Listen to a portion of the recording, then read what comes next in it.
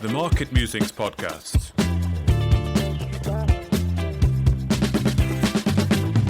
Well, hello and welcome back to the Market Musings Podcast here from Stockbox, where today we are joined by Patrick Cheetham, the Executive Chairman of Sunrise Resources. The first time we've got Patrick on the podcast. Of course, we've done a few interviews with Patrick, with yourself, on Stockbox, and we do a special feature on your PIOS project. But the first time really we're going to be learning a bit more about you, the man sort of behind the company. So welcome on to the podcast. How are you?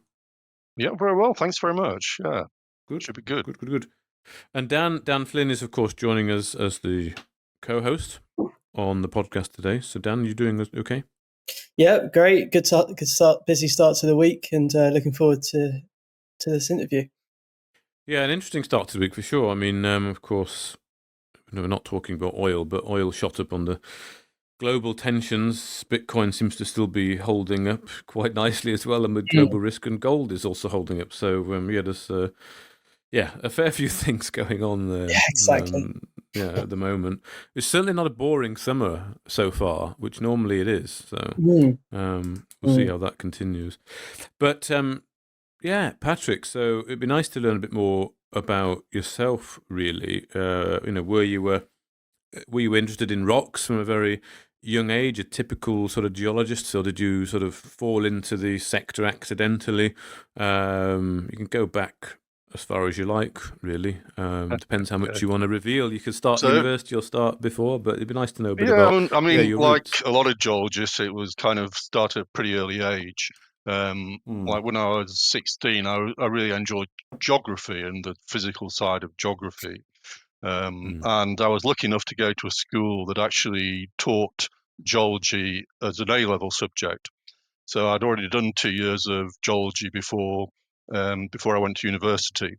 So I was pretty hooked by that time. So when I did go to university, I chose a very applied course and did mining geology at the Royal School of Mines at Imperial College. Okay. What was more interesting for you on the geography side of things at school? Was it? I guess it wasn't the town planning side. It was perhaps more plate tectonics. No, absolutely not. No. It was very much the sort of landscapes and the rocks, and the teacher we had at school was a geologist himself who had worked in industry, and he took us around a lot of the old mines in the north of England. And he used to do mineral collecting, and it was just a lot of fun. We never did that at school. I actually did very well on the town planning side, which surprised everyone, I think. But for some reason, I excelled at that section of my geography course and didn't do too well on the other things we were taught, which was, I think, more about sort of coastal erosion. I know our field trips involved going to sort of the Flamborough Head, actually. That's where we went, Flamborough Head, and looking at the erosion of the clays. And of course, you've got your plate tectonics as well. But no, the town planning side was better for me for some reason. I don't know why. But we didn't do a lot, I'll be honest, on sort of the formation of rocks, or like you say, mines. Maybe that would have been a bit more up my street. I don't know, but I never experienced that. But I don't know, Dan, what was your geography? Did you pursue it or not? Was it just a standard subject for you at school? It was a pretty similar experience to you, Mark. It was mainly the town planning side. I remember we had a trip to Swanage. I think geology separated off as a separate GCSEs, which I fortunately didn't do. So, like you, went down the town planning side of things. Right. Yeah. I think a lot of it has to do with the teacher, doesn't it? I mean, if the teacher, it doesn't matter what the subject is or which part of the subject, it's whether they inspire you. And I think we were just lucky. Yes. Or for me, anyway. Very, very important. Yeah, very, very important. Okay. So you went to university and studied mining geology. So was there anything particular that stood out to you during that 3 years? Any particular mineral or commodity that drew you, or rock formations or jurisdictions, anything that stood out? Look, it was, very small classes in that degree course. There was about only really 6 or 7 people doing that particular degree course in only 1 year. So it was very personal attention. We did a lot of field trips, a lot of, not just in the UK, but in Spain, and actually going around various mines. So you got exposure to different sides of the potential business that we're actually going into. And, we were lucky that the course was actually run by people who'd been in industry, had very good industry connections.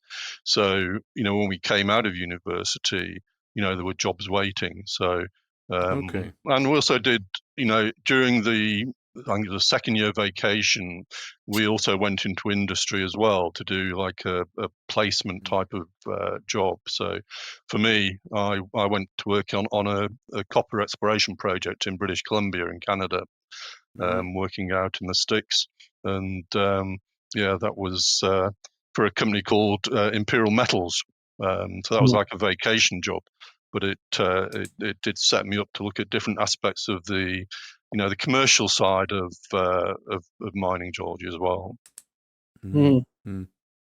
So you didn't go down a lot of geologists we speak to in this space are Camborne School of Mines graduates. So you didn't tempt you down there. You a lot of rivalry. A lot of rivalry between the two. Okay. Not so much now because Imperial College or the Royal School of Mines is not quite what it was for mining geology. It's kind of very strong on engineering and mining, but not so much on mining geology anymore. It doesn't have the same industry connection. So if I was making the choice today, maybe I'd go to Camborne School of Mines. Oh, okay. Mm-hmm. So you did a stint in BC in your younger years. What was that like then, working on the ground there? Well, it was very exciting. It was a copper exploration project in the middle of British Columbia. And, I think there are, well, for me anyway, there were a number of kind of light bulb type moments, in my career. And certainly that was one of those there. There was one of the guys who was working on the project he was actually one of the mule skinners. Actually, I'd describe what that is. Actually, that's someone who drives a bulldozer. That's the slang for it. But he was also a prospector, and he kind of really showed me that you can actually make quite a bit of money in the business too. So that was kind of one of the light bulb moments when he kind of taught me how he interacts with mining companies from the other side. But we also got to do, some exciting things, like it was my first helicopter supported exploration, a few run-ins with grizzly bears. It's quite exciting. Was that your first job in mineral exploration, that one? It was a vacation job, so it was like a summer job, but in the second year of university. But it was. Sure. And did you get the bug from there and wanted to keep doing it? Absolutely. Yeah. I mean, I was very set on a career path really to work in the exploration business. Less so underground. I was never quite keen on working underground, but to work in the open air in the exploration business, that was always a goal. Sure. And aside from Canada, did you get to work in any other mining hotbeds around the world? Yeah. So when I graduated, again, lucky in timing, it was a time when there were lots of jobs in the industry available, and I was interviewed by a company called Western Mining Corporation, which isn't around anymore. It was taken over in a merger with BHP, and they always recruited from Imperial College School of Mines. And the guy that recruited me there is a guy called Roy Woodall, who was perhaps one of the greatest kind of exploration leaders that I've ever seen. And Western Mining were a very, very successful company. They found the Kambalda nickel deposits, and around the time that I joined them, they just discovered the Olympic Dam, the giant Olympic Dam copper, gold, uranium project in South Australia. So it was a very exciting time to join them. I had an offer from Western Mining, but also from Imperial Metals, a company that employed me as a vacation student. And one started much earlier than the other, so I thought, well, I'll go to Australia. I looked on the map, and I was supposed to be working in a place called Kalgoorlie, one of the gold mining towns. I looked at the maps, and there was all these lakes around Kalgoorlie. So I thought, great, I'd be able to go sailing and do this, that, and the other. But actually, turned out they're all dry salt lakes in the end. But that was a bit of a surprise. Yeah. Those are the days, I think. It's way past mine and Dan's time at university where employers would come and prospect fresh graduates. I think now people tend to leave, and very few I think actually follow their path that they did in their degree in. But it's different times. So it is. So what was that? Very different times, yeah, indeed. So you went out to Australia, okay, and that. Did anything stand out to you from that experience then with Western Mining?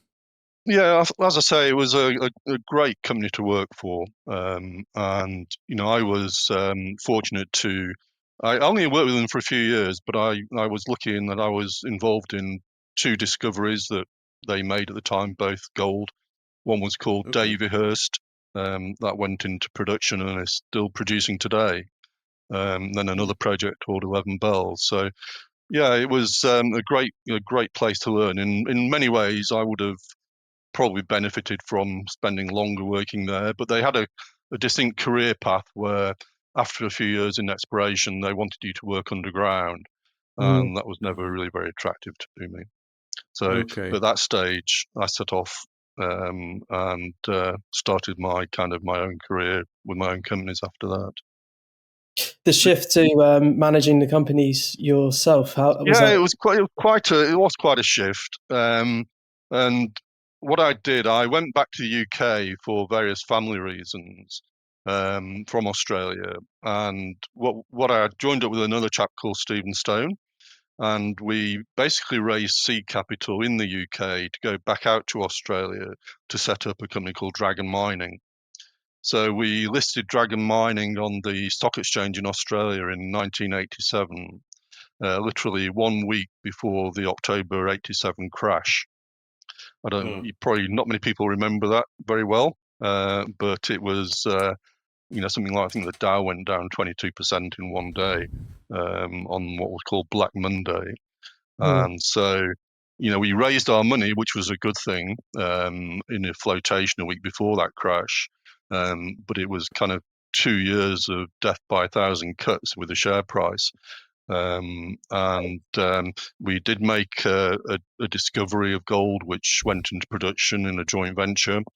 But it was quite a learning curve to go through. Very difficult times at that point in time. Baptism of fire. It was entirely, and things were looking pretty dire. But then, kind of, just suddenly there was a phone call from a broker saying, well, we think things are picking up. Would you guys like to raise some money and crack on with your projects again? And that's what happened. So things and it turned around very quickly when it did turn around. Okay, so you were able to get through that period then, effectively having raised money a week before the crash, and you just battled on through. And then you had the discovery during the tough time, did you? Yes, we did, and it went into production it was a relatively small scale, in a joint venture with a company called Sons of Gwalia. But our main project at that time was a platinum discovery that we made. And also with a lateritic chromium deposit as well, called Range Well. Okay. And how old were you when you did that then? That was your first so solo I venture? set off doing that when I was 26. That was okay. When we floated Dragon Mining. Well, what was it like to float a company back then? Well, there were very heady days. I mean, the company, we raised money at 25 cents when we floated. And in that first week of trading, in fact, the first day, it went from 25 cents to 65 cents. It was quite crazy times. And it was, there's a lot going on in Perth. It was a time of the America's Cup when Alan Bond won the America's Cup in Perth. So there was a lot going on, and it was very much a fun time. Were there far fewer floats at that time, or would you say it's about the same? I was wondering if there's more excitement perhaps around a new company, because information certainly I think, to be than honest, it was was. Simon found any new company at that point in time, such was a market at the time. Right. Okay. Yeah. So but that's quite interesting that you did that at 26. That's pretty Mm. young to be well, just starting a business venture anyway, but to actually get afloat away something like that is pretty Yeah, times were very different, and not just in terms of sort of market interest, but the the PR and the IR landscape were very different then. One of my great mentors was a guy called John Greenhall. He was one of our seed capital shareholders in that company. And John ran a PR company called City of London PR, and they specialised in Australian mining companies and introducing to the UK market. And so he ran our PR and IR at that time, and we actually raised our money through an advert in the Financial Times, which you could never do today. And when we floated Dragon, we were covered with a full half-page spread with photos on the front of the company's page in the Financial Times. Well, And you can't get that sort of PR today. no. And was there a lot of interest among retail investors for these sorts of quite niche exploration stocks? Was I mean, a huge interest, and also just a larger number of institutional players would play in the junior space in those days. okay. Now they have their sort of market cap restrictions, and so for companies like Sunrise today, it's very hard to find institutional investors. Is that just a shift in the markets in terms of risk management? Yes, exactly that. Yeah, it's exactly okay. that. So what happened then with Dragon then in the end? So in the end, because I set up the company with a chap called Steve Stone, and we were running as joint managing directors, and I decided to leave and go off on my own and do it again. So Dragon provided seed funding to me and my wife actually to set up another company called Aran Gold. Okay. So that was the second public company and the second public float in Australia. Okay. And that was also an ASX, listed. It entity. was, yeah. With with Australian focused projects. Entirely Australian, yeah. So the companies had a portfolio of about 5 or 6 projects, gold primarily, one silver project. and so I understand that Archean was ultimately taken over by Lachlan Resources. Can you walk us through, the steps that from exploration and discovery and what led to that? Yeah, so it's interesting really because it kind of illustrates the benefits of having a portfolio-based approach to mineral exploration, because the project that really came to the fore was right at the back of our prospectus. It was, not our lead project. It wasn't even a second tier project. It was a third tier project. But what it was the discovery of that particular mineral deposit, which was a silver deposit, was made by myself and my wife. We were we'd been taken out to look at a project by a prospector that I knew.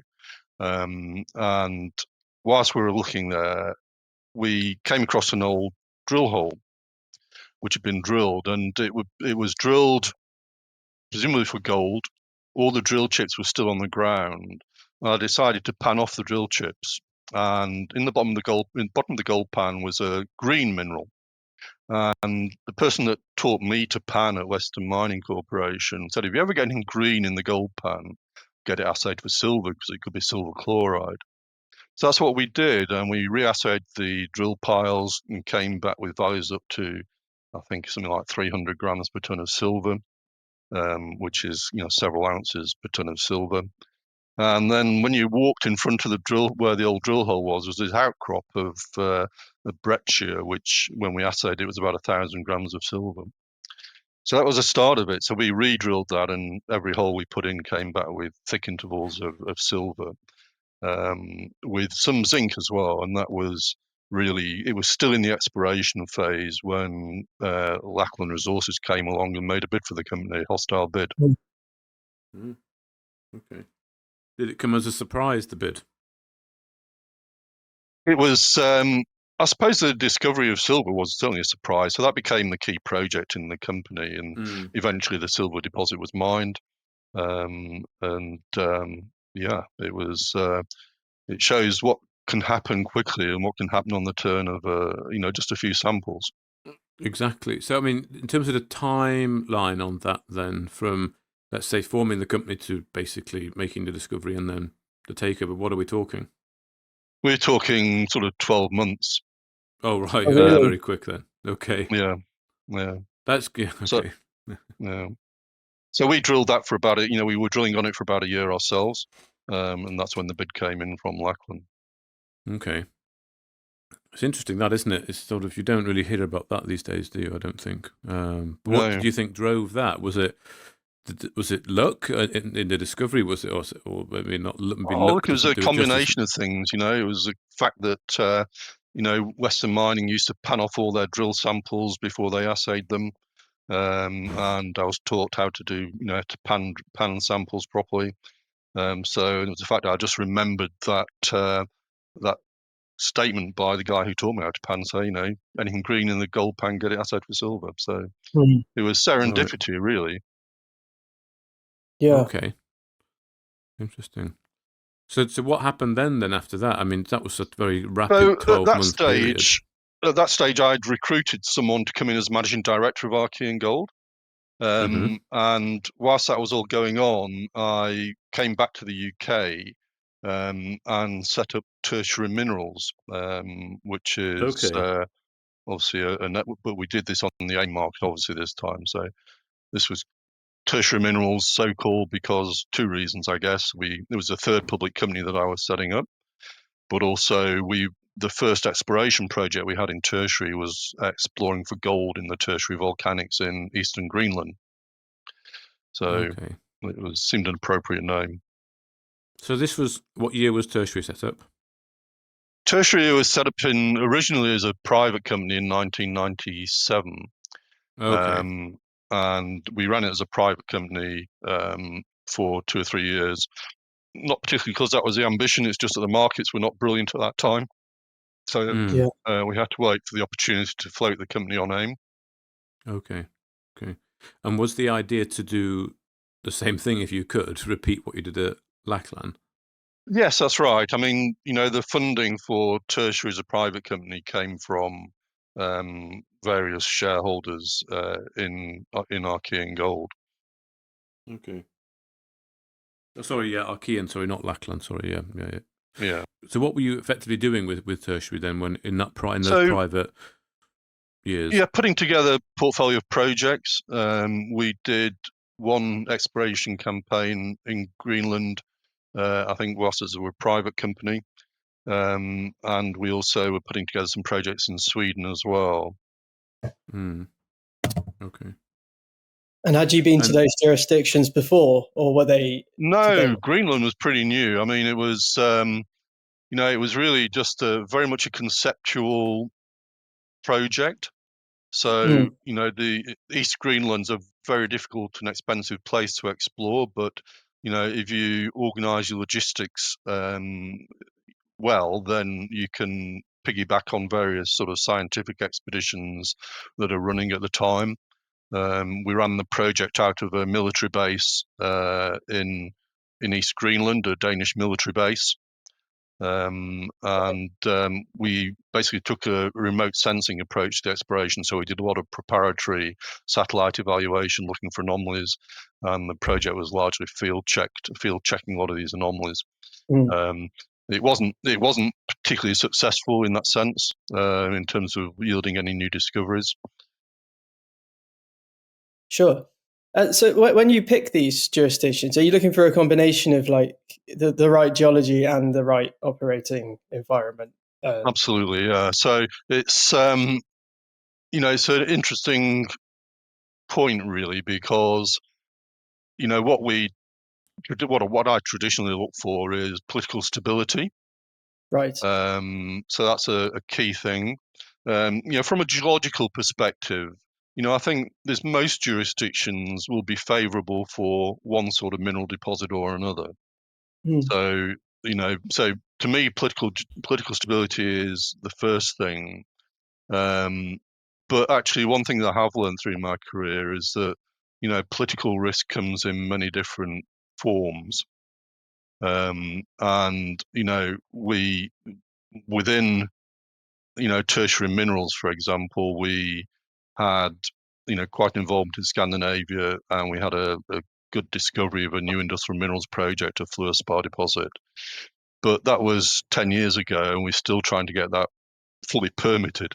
And so, still, you wouldn't think that politically Sweden was risky, but it can be. When it comes in a different form. It's not, it's not corruption. It comes from, environmental issues primarily, or conflicts of interest with, reindeer herding, for example. And has that got more? Have those sorts of issues got more significant as the years have gone on? I mean, I guess generally the trend is yes, they do become more significant. But I think right now there's a bit of a pushback, as the world discovers that it really needs minerals and it needs critical minerals. Then I think there's been a pushback on those sort of issues. Okay. That's an interesting point, because of course the sort of companies you worked on before seem to have pretty either rapid success or certainly a rapid exit, let's say, for you, whereas of course tertiary, sort of, I don't know, would you say you're sort of happy with the progress? Would you have been more encouraged to see some more crystallization events at tertiary? We'll talk about Sunrise in a moment as well, but just on tertiary, with it being the one after Archean. Yeah, of course. I mean, we would have preferred to see, more in the way of, or an earlier kind of success. But, there have been in tertiary a number of technical successes within tertiary. Tertiary's just had some bad luck, really, in the sense that, we made a big rare earth discovery in Saudi Arabia in the early 2000s, far too far ahead of the pack, really, in terms of the rare earth story. But there we came unstuck with political issues in Saudi Arabia, and we went on from there to discover a big fluorspar deposit in Nevada in tertiary. But metallurgy, it had a very large deposit, over 100 million tons, some metallurgical issues. So, these things, they do come up, and, there have been lots of opportunities within tertiary for people to make money along the way. But obviously today the share price is fairly depressed, and, we've got a job to do to deliver on that. Well, of course, we did talk to Richard. We did a podcast with Richard, of course, who's sort of leading tertiary now.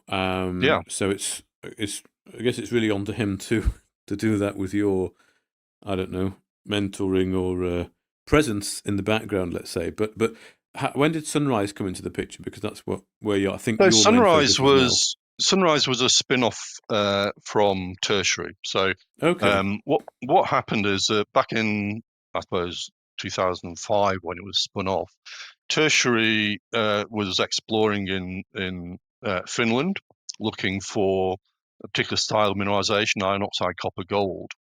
And as part of that process, we did a lot of work looking at the regional magnetics. And when I was doing that, and really this was a computer discovery, in a sense, that we found a new kimberlite area in Finland.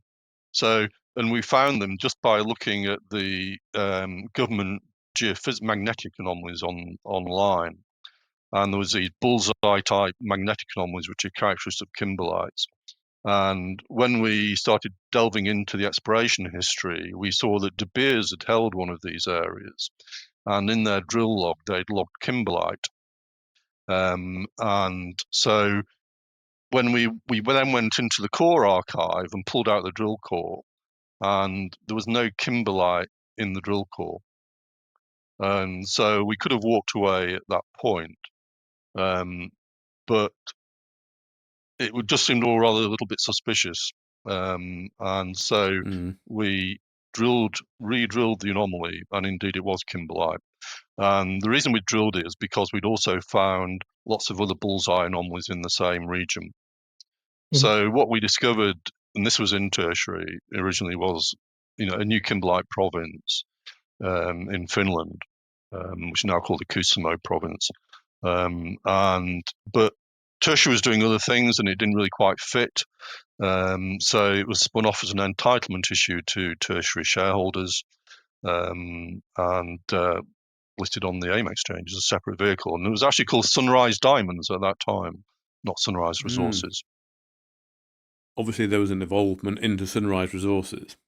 Yeah, I mean, basically, it was another technical success, but not an economic success, as often is the case with diamonds. Right. So we found a number of new kimberlites. Some of them were weakly diamondiferous, but not of a grade that was sufficiently attractive.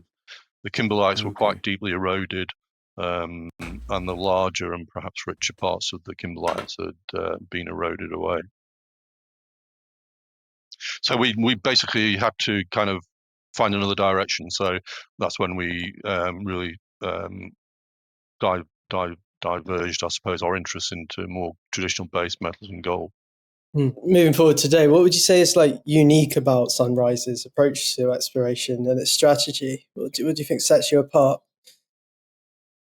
A good question. And there's, there are literally hundreds of mineral exploration companies out there. So I don't think anyone is actually unique in that sense. But I think what we do is we identify projects that have value very cheaply and make cheap acquisitions. So we always go for 100% ownership where we can. So we like to stake our own claims, and we like to weed out opportunities that perhaps other people haven't seen. So, and because we kind of moved into Nevada, we saw opportunities in Nevada and industrial minerals that others we felt hadn't really pursued. And in some cases with good reason. Industrial minerals are not on everyone's search list when it comes to public companies, but they do have the characteristics that they can be very valuable, can spin off good cash flow, and because not everyone's looking for them, there are opportunities around that you can pick up quite cheaply. But if we kind of backtrack a little bit, the first industrial mineral project that we got involved in Nevada was actually an accidental discovery. So we were looking for gold, and in fact the area where, and this is the area of our CS natural pozzolan deposit, we were looking for gold, and in fact we're right next door to a very large gold exploration project being run by a US company. But what we found, we were basically using a particular technology to search for gold. And what it actually found for us was this deposit of natural pozzolan, which is, something which is used as cementitious material. So, and the deposit looked like it could be quite large. So that was really our first intro into industrial minerals in Nevada. Yeah, I wanted to ask you about what industrial minerals. Obviously, they aren't promoted as much in the exploration space as perhaps the base metals and stuff, but when you actually make a discovery, is there a lot of interest from potential partners? There is, but I guess the harder part is that the companies that you're dealing with tend to be private companies as well. So they have a kind of a different outlook to public companies. They are very secretive normally. So one of the kind of biggest difficulties that we have really is, to get across to people the level of interest in these projects, because, when we sign CAs and we sign agreements with these companies to do test work, then, they want to be very secretive about it. So we can't really talk much about it in the public arena.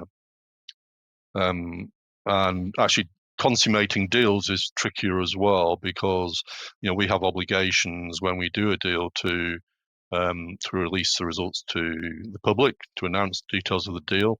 Whereas the private companies don't want to know what they've paid, don't want people to know what they've paid for a particular asset. So that presents challenges. And in fact, on our lead CS project this year, we actually had to terminate, or discussions on a particular project were terminated simply because the counterparty wouldn't allow us to talk about the sort of deal we were doing. So that's one of the main challenges with industrial minerals, I think. Do you think you mentioned earlier that industrial minerals are not really on the list of most commodity investors? How do you get it on the radar that they're just not quite as I think sexy, when we do deals, and I think those deals can speak for themselves. So, for example, with our pH project, which we talked about before, this is a clay project. We spent on that project maybe £15,000-20,000. And when we did a deal on that particular project with a Spanish company, the deal was, for a buyout of $1.4 million. So, something that we spent £15,000 on suddenly has a price tag, a high price tag. Although that deal, it was an option, it didn't actually eventuate, or it hasn't eventuated yet, then it does illustrate the value in these projects and identifying them, because a lot of the producing industrial minerals companies don't do exploration. So when someone brings them a new deposit of the thing that they're producing, then it does spark interest. And so we've got to get the message across. We do it by delivering on the deals. They've been slow, but I think any one of our projects would command a sales price which is well in excess of our current market cap. Why do you think the deals have been slow? Just the environment at the moment? It's partly the environment. I think it's partly the conservative nature of the counterparties that we're talking to. Things. We take the example of our CS project. As I say, it's we're looking to produce there, and we're fully permitted for production, looking to produce something which is a replacement for cement. So it reduces the CO2 emissions. But the cement companies are terribly conservative. They've been making cement in the same way for over 100 years. And whilst they know they have to reduce their carbon emissions and substitute some of their traditional materials with new materials like natural pozzolan, they're just slow to adopt. And I think also with the change of government to Trump, there is this perception that that some of the green agendas might be rolled back, and certainly natural pozzolan is part of that green agenda. But the reality is that those regulations are actually made on a state rather than a federal level. So it's not a real concern. And the upside for Sunrise then is to get an exit? Is that the main thing? Really get cash in the bank, retain a royalty? Yes, that's right. That's right. And I think we can do that with industrial minerals. And I can kind of almost hear my shareholders saying, we said they've been saying that for quite a while, and that is true, and we acknowledge that. But the imperatives for using natural pozzolan are just increasing, and as is the level of interest. So we will get something over the line, but it is taking longer than we expected. Okay. And I've just got one question. I'll let Dan finish off, but just because you've been around the sector for quite a while, Patrick, you've seen it's very cyclical, as we know. I like to always ask mining CEOs or geologists about that cyclical nature and where you think we are right now. We've heard the same sort of mantra for quite a while now that the world's crying out for these commodities, but we're still not really seeing it play out in terms of market valuations, M&A, etc. Do you have a sense of where we are at the moment in the cycle and where it's heading? Well, in the actual commodity prices, then I think that as you say, the commodity prices are all very strong.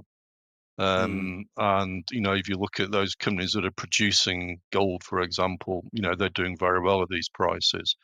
Commodity, the gold price, I think, is strong and will remain stronger for longer.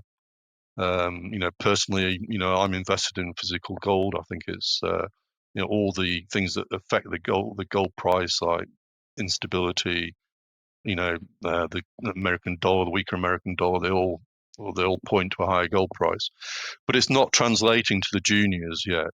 And I think one of the major issues is that there has not been a major discovery in the hands of a junior explorer for quite some time. And, I think that is what is going to be required to kind of light up the market a little bit. It will trickle down eventually. But the prices of so many junior stocks are so bombed out that they, in terms of the cycle of share price, I do think they have to be at the bottom, and set for an upturn. But it needs a trigger. I mean, one of the issues I think is that there are too many other type of speculative investments out there at the moment in the tech space. I think was it something like 8 out of 10 recent fundraisers have been in the Bitcoin treasury space. Yes, well, I was going to. Yeah, maybe you should announce a Bitcoin treasury.